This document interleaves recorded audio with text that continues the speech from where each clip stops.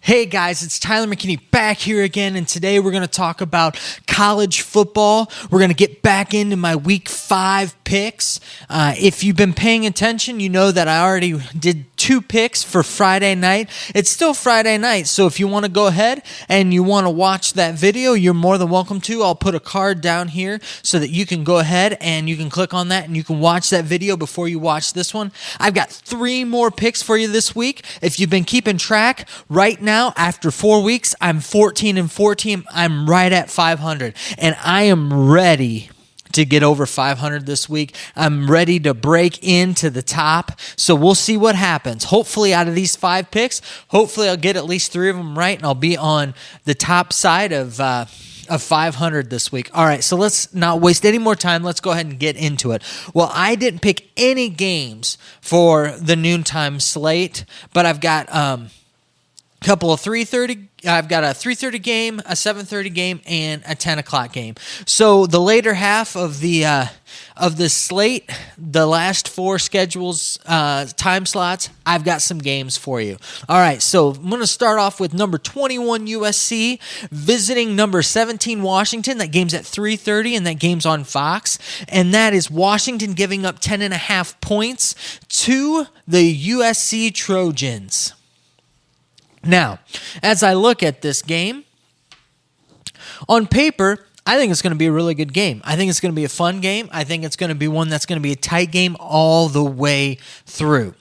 I really feel like Clay Helton and Fink, the backup to the backup quarterback, I think actually that he's going to do well this week. I know if you've been paying attention to college football pundits and a lot of the analysts, they've been kind of looking at it as, well, USC, they had Slovis come in, he played a really good game, and then the next game he didn't do too well, and then Fink came in, replaced him, played a really good game, and they're expecting him not to do well. And the fact of the matter is that Peterson's Huskies teams have been very good at defense, and they are a very disciplined football team. There's no doubt about it. I just feel like that USC is going to keep this one close. I like USC in this situation. In all honesty, if you ask me, they are the one team that I believe that can still get into the playoff. I think that Oregon, even if they continue to win out, I think that they still are not going to make the playoff. Even if there's no undefeated teams left, I still believe that they won't have a shot to get into the playoff. I think that really USC realistically is the only team that has a shot. And you say, Tyler, why do you say that?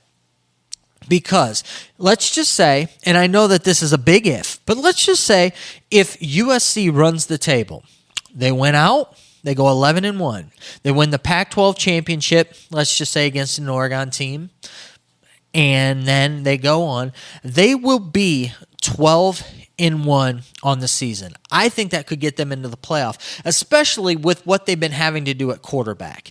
Because their one loss would be to a BYU team that I think is going to end up being a pretty good team and going to end up being a bowl team. When they didn't have really, their quarterback wasn't set. And I don't know if Slovis is going to be back or what's going to happen. Let's just say, though, Fink takes over and Fink just goes with it. I could see that happening. Now, again, I understand you're saying, Tyler, pump the brakes, and probably a lot of you guys who don't like Clay Helton, they're saying, no.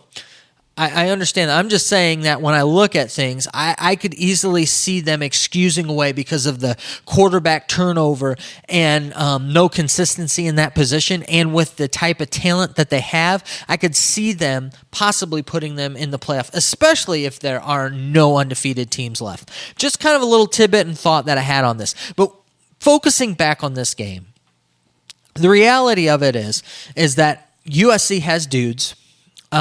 I think that they're going to be able to play with the Huskies, and I just don't think that at the end of the day that the Huskies are going to beat them by more than 10.5 points. I just do not see a double-digit win for the Huskies on the day.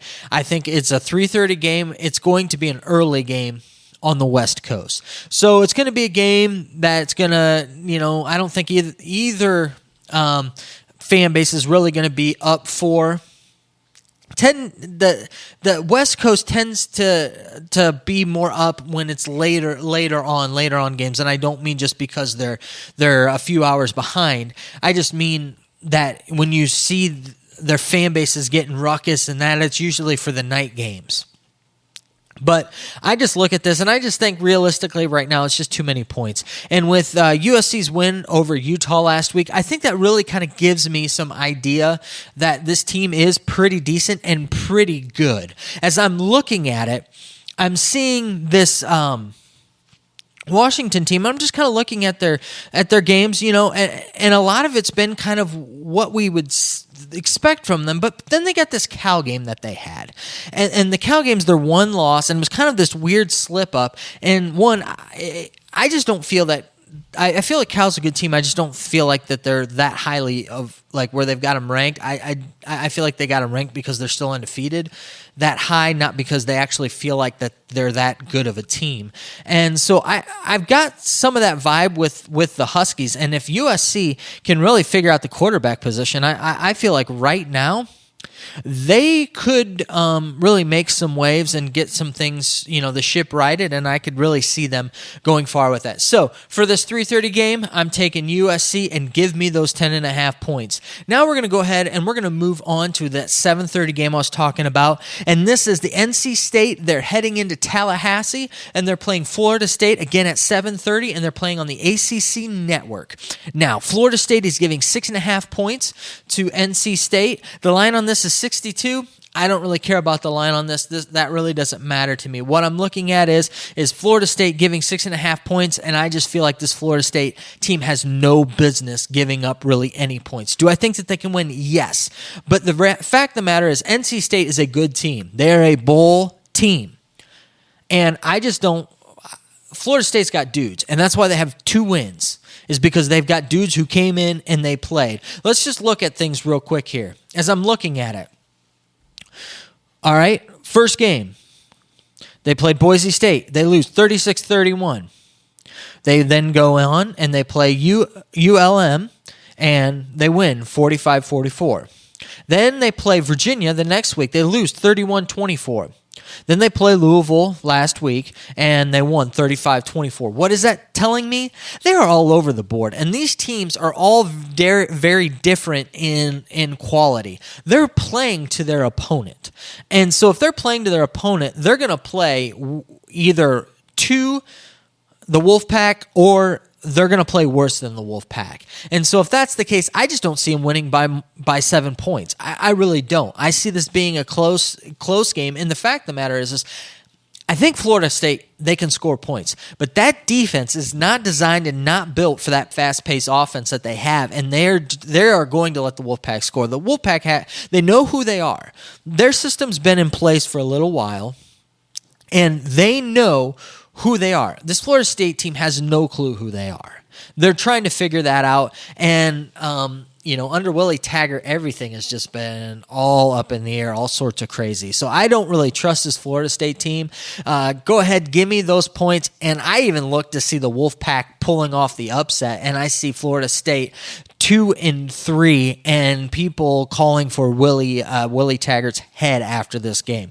That's just my thought process on it, and that's the way that I look at it. So, I would even take the Wolfpack outright in this one. But give me the points. I'll take the points all day in this one. The over-under, I got no play on that. I could see both teams scoring over 30 points in this one pretty easily, and I could also see it just being just a mess of a game and, barely breaking 50 points. So I'm not even going to mess with that, but yes, Wolfpack, I'll take the points, thank you.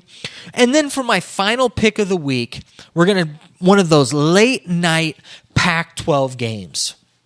Now, if you're a true college football fan and you have not enjoyed a Pac-12 after dark late game, you need to treat yourself. That's right. This week you need to treat yourself. And what I'm looking at is this Washington State at Utah game It's going to be a crazy one. It's going to start at 10 o'clock. It's going to be on FS1, and Utah is giving up 6 points to Washington State, and I'm going to take the points again with Washington State. I like Washington State in this whole thing. Now, you just heard me talking about USC, and they just installed a new offense, an air raid style offense. And who runs the air raid better than the Pirate himself, Mike Leach? So if you've got Coach Leach out there, you've got him running the offense that he's been running, and these guys know the offense, as opposed to USC, who's running the offense, but they're running the offense with guys and just running it with talent. When you actually get guys in there who have been in this system, know the system, know how to run it, and Utah just had issues with it last week. Not only that, but they got beat by it last week. I think they're still reeling. They were told that they were the class of the Pac-12 at the beginning of the season, and they've been playing like that, meaning that they've been crowned at the beginning of the season and not playing like they're the class of the Pac-12. I look to see this Utah team get upset again. I look to see the second loss for them, and I look to us to see Washington State getting back to winning again after that crazy game.